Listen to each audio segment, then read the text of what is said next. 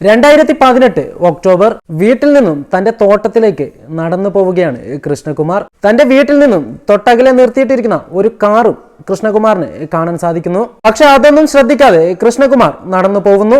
കാറിന്റെ മുമ്പിൽ എത്തിയതും പെട്ടെന്ന് കാർ സ്റ്റാർട്ട് ആവുന്നു. ഓവർ സ്പീഡിൽ ആ കാർ മുമ്പോട്ടെടുക്കുന്നു.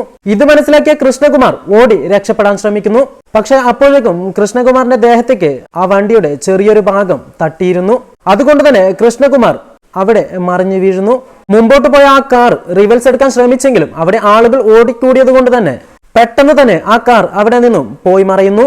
എല്ലാവരും ചേർന്ന് പെട്ടെന്ന് തന്നെ കൃഷ്ണകുമാറിനെ ഹോസ്പിറ്റലിൽ എത്തിക്കുന്നു. ഭാഗ്യം കൊണ്ടും ആ കാർ വരുന്നത് കൃഷ്ണകുമാർ മുമ്പേ ശ്രദ്ധിച്ചത് കൊണ്ടും തലനാരിഴയ്ക്ക് തന്റെ ജീവൻ കൃഷ്ണകുമാറിന് തിരിച്ചു കിട്ടുന്നു. വിവരമറിഞ്ഞ് കൃഷ്ണകുമാറിന്റെ ഭാര്യ സുജാത അവിടേക്ക് അലമുറയിട്ടുകൊണ്ട് ഓടിയെത്തുന്നു. സാരമായ പരിക്കുകളൊന്നും തന്നെ കൃഷ്ണകുമാറിന് സംഭവിച്ചിട്ടില്ല എന്ന് പറഞ്ഞ് ഡോക്ടേഴ്സും നാട്ടുകാരും സുജാതയെ ആശ്വസിപ്പിക്കുന്നു. ഒരു ദിവസത്തെ ഹോസ്പിറ്റൽ വാസത്തിന് ശേഷം രണ്ടുപേരും ഹോസ്പിറ്റലിൽ നിന്നും തിരിച്ച് വീട്ടിലേക്ക് എത്തുന്നു. മനഃപൂർവ്വം ആരോ കൊല്ലാൻ ശ്രമിച്ചതാണെന്ന് കൃഷ്ണകുമാറിന് ഉറപ്പുണ്ടായിരുന്നു. അതുകൊണ്ട് തന്നെ കേസ് കൊടുക്കാമെന്ന നിലപാടിലേക്ക് കൃഷ്ണകുമാർ എത്തുന്നു. മനഃപൂർവ്വം സംഭവിച്ചതാവില്ല എന്നും അപ്പോഴത്തെ സാഹചര്യത്തിൽ അവർ ഭയം കൊണ്ട് നിർത്താതെ പോയതാവാമെന്നുമായിരുന്നു കൃഷ്ണകുമാറിന്റെ ഭാര്യയുടെ നിലപാട്. ഭാര്യ പറഞ്ഞതൊന്നും കേൾക്കാതെ കൃഷ്ണകുമാർ കേസുമായി മുമ്പോട്ട് പോവാൻ തന്നെ തീരുമാനിക്കുന്നു. അതനുസരിച്ച് ഒരു കേസ് രജിസ്റ്റർ ചെയ്യുന്നു. CCTV കേന്ദ്രീകരിച്ച് നടത്തിയ അന്വേഷണത്തിൽ 2 ദിവസത്തിനകം തന്നെ ആ കാറ് പോലീസ് പിടികൂടുന്നു. കാറിന്റെ ഓണറെ ചോദ്യം ചെയ്തതിലൂടെ വാടകയ്ക്ക് നൽകിയ കാറായിരുന്നു എന്ന് മനസ്സിലാക്കാൻ സാധിക്കുന്നു. അതനുസരിച്ച് ആ ദിവസം ആ കാർ ഓട്ടിയ 2 പേരെ പിടികൂടുന്നു. പോലീസ് പിടികൂടിയ 2 പേരും അറിയപ്പെടുന്ന കൊട്ടേഷൻ സംഘങ്ങളിലെ ആളുകളും.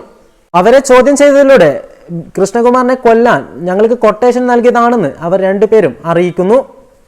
അവസാനം കൊട്ടേഷൻ നൽകിയ ആളുടെ പേര് കേട്ട് കൃഷ്ണകുമാർ മാത്രമല്ല പോലീസ് പോലും ഞെട്ടിപ്പോയി. കൃഷ്ണകുമാറിന്റെ ഭാര്യ തന്നെയായിരുന്നു ഇതിന്റെയൊക്കെയും സൂത്രധാരി. കൃഷ്ണകുമാറിന്റെ ഭാര്യയായ സുജാത ബിനു എന്ന ഒരാളുമായിട്ട് പ്രണയത്തിലായിരുന്നു. തന്റെ കുട്ടികളെ സ്കൂളിലേക്ക് കൊണ്ടുപോകുന്ന ബസിന്റെ ഡ്രൈവറായിരുന്നു ബിനു. എല്ലാ ദിവസവും തന്റെ കുട്ടികളെ സ്കൂൾ ബസ്സിലേക്ക് കയറ്റുന്നത് സുജാതയായിരുന്നു. അവിടെ വെച്ച് ബിനുവും സുജാതയും പരിചയത്തിലാവുകയും അവർ തമ്മിൽ പ്രണയത്തിലേക്ക് വഴിമാറുകയും ചെയ്യുന്നു. പ്രണയം കലശലായപ്പോൾ ഒരുമിച്ച് ജീവിക്കാമെന്ന തീരുമാനത്തിൽ അവർ 2 പേരും എത്തുന്നു. പക്ഷെ അങ്ങനെയുള്ളപ്പോൾ ചോദ്യചിഹ്നമായ തന്റെ ഭർത്താവിനെ തന്ത്രപരമായി ഒഴിവാക്കിയാൽ അദ്ദേഹത്തിന്റെ പേരിലുള്ള സ്വത്തുക്കളും ഞങ്ങൾക്ക് തന്നെ ലഭിക്കുമല്ലോ എന്നതായിരുന്നു ഇവരെ 2 പേരെയും കൊലപ്പെടുത്താമെന്ന ചിന്തയിലെത്തിച്ചത്.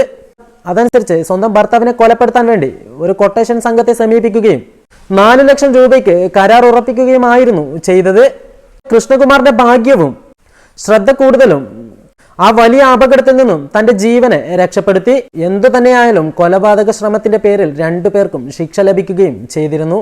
ശിക്ഷ കഴിഞ്ഞ് പുറത്തിറങ്ങിയ സുജാത കൃഷ്ണകുമാറിനോട് ചെയ്ത തെറ്റിനെ ഓർത്ത് മാപ്പ് ചോദിക്കുകയും ചെയ്തിരുന്നു.